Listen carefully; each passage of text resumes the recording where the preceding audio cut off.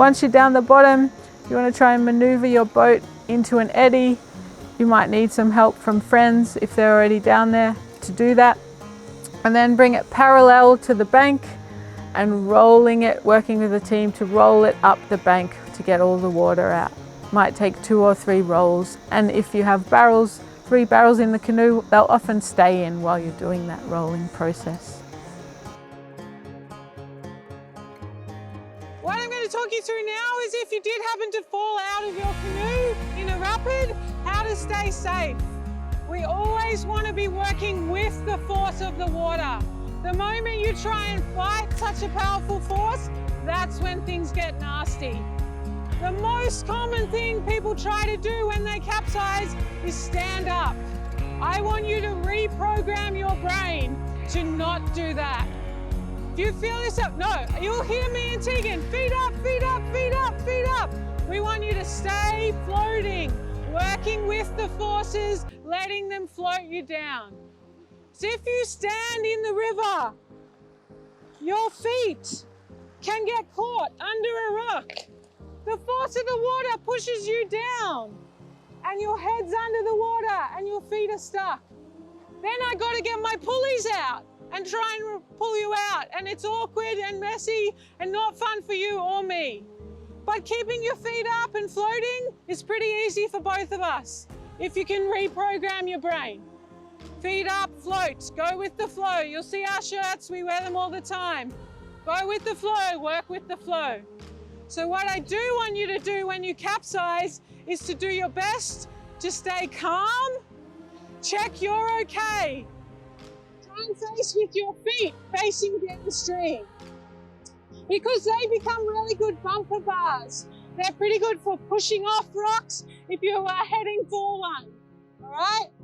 You want to be lying flat as you can on the surface of the water. If you have your head up, what happens to your butt? Duck down and then all those rocks, you get a free massage.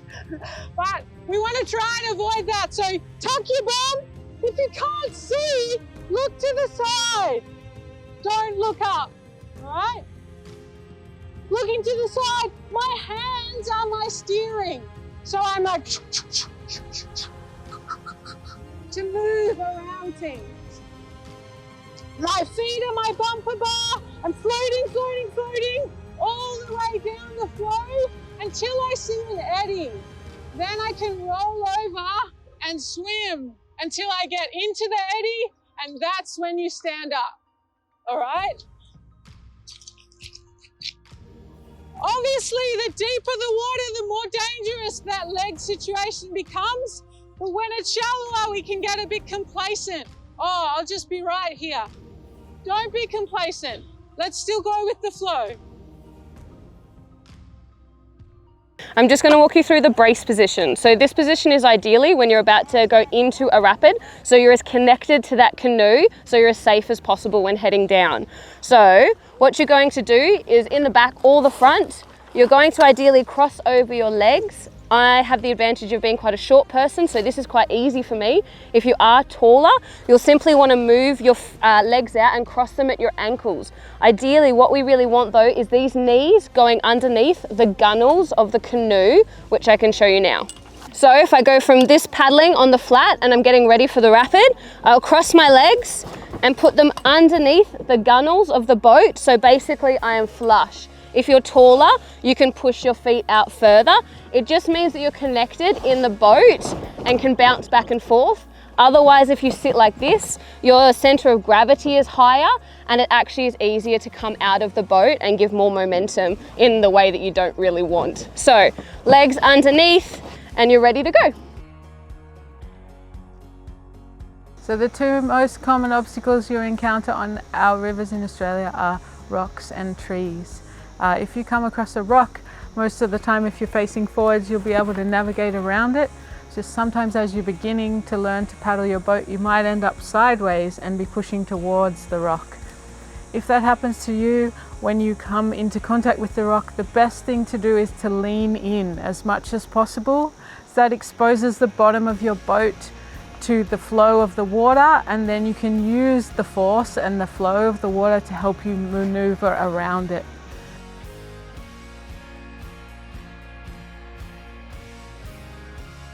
The other obstacle you often encounter are trees or low-hanging trees that as you approach, you're worried you can't quite fit under them. Our best tip is to duck down really low, or as one of my guides says, if you're heading for a tree, lick your knee. You want to be as low as possible, leaning forwards, have your paddle facing tucked behind you so you're as streamlined as possible, and so that the tree makes contact with the back of your helmet and the back of your life jacket rather than your beautiful face. Really important that you try your best to not grab onto the tree or push away from it, because the force of the water and your boat can cause you to injure your shoulder quite badly. If you happen to be swimming towards a tree, do your best to swim away from it as fast as you can, because under the water there can be branches that you can't see that could trap you while the water passes through. To sum it up, we hope you have a wonderful, safe journey on the river, and whenever possible you work with the force of the water to keep you safe.